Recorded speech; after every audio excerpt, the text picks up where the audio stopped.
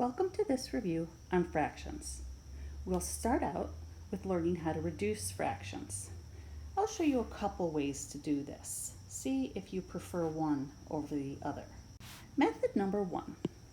If we take a fraction, in this case 24 over 32, we can break this down into all of the prime numbers that make up 24. Remember, what does prime mean? It means a number that's only divisible by 1 and itself. You'll notice that 24 will break down into 2 times 2 times 2 times 3. All of those are prime numbers. And 32 will break down into 2 times 2 and so on, 5 different times. If you recall, if you have the same number in the numerator as you do in the denominator, that means you can cancel each common factor. And when you do this, you're only left with a 3 in the numerator, a 2 times 2 in the denominator, and that will give you 3/4. Now sometimes that can be a rather lengthy process. So let's also take a look at method 2. Let's take 24 over 32 again.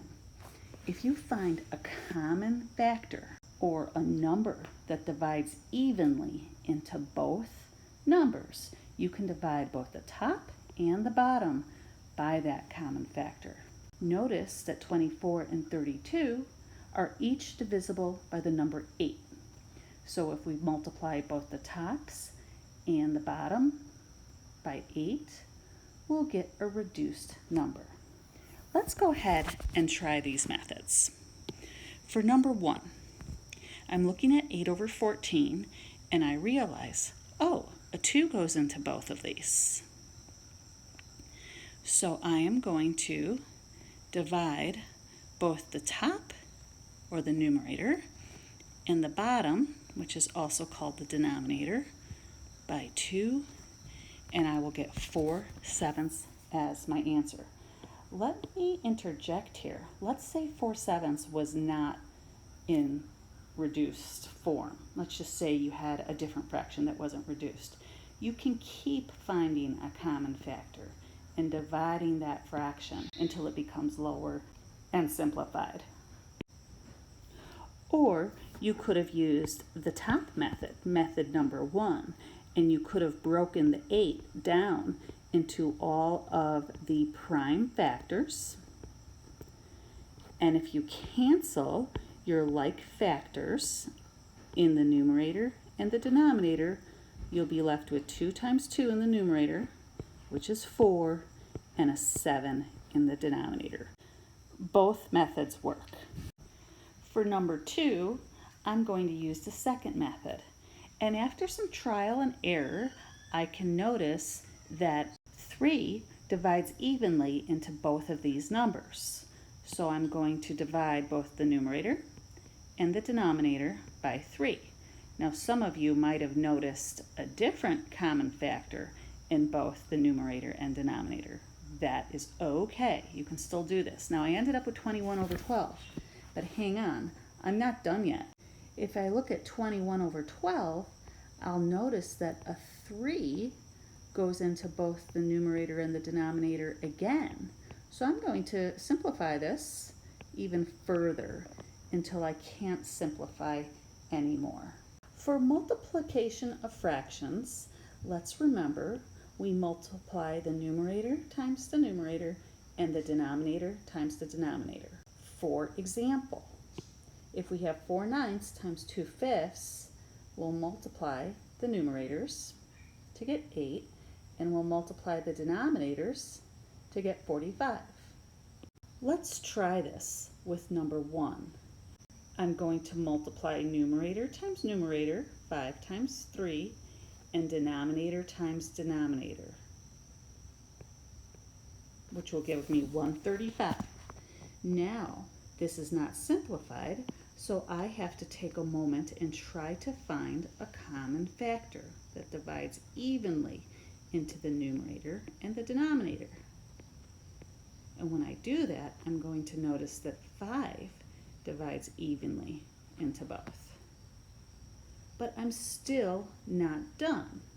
So let me bring this down here a little bit further, and I'm going to see that 3 divides evenly into both of these numbers. And I'll finish up with 1/9. So you can certainly repeat that method for example 2. Top times top, bottom times bottom. We have another way we can do this as well though, and it's called using cross simplification.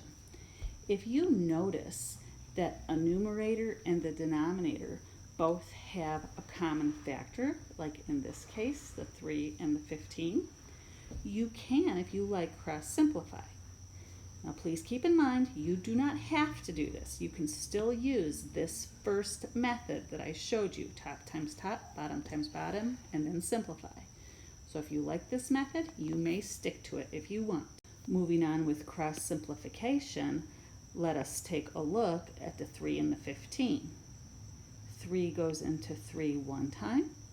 3 goes into 15 5 times. Now let's take a look at the 8 and the 4. Notice that 2 goes into 8 4 times, and 2 goes into 14 7 times. So what are we left with? 1/4 times 7/5. And once again, from here, we'll do top times top and bottom times bottom. And we'll be left with 7/20 for our answer.